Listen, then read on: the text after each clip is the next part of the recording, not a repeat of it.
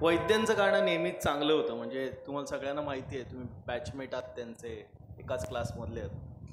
अवघड गाणी निवडतात आणि चांगले चोपून जातात नेहमीप्रमाणे.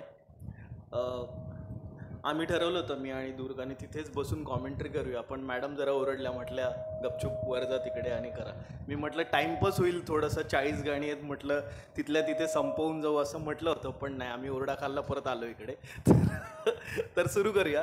तर नेक्स्ट गाणं आहे, पुढचं गाणं गायला येत आहेत विद्याजी आणि गाण्याचं नाव आहे देव माझा विठू सावळा. चला विठू सावळा या.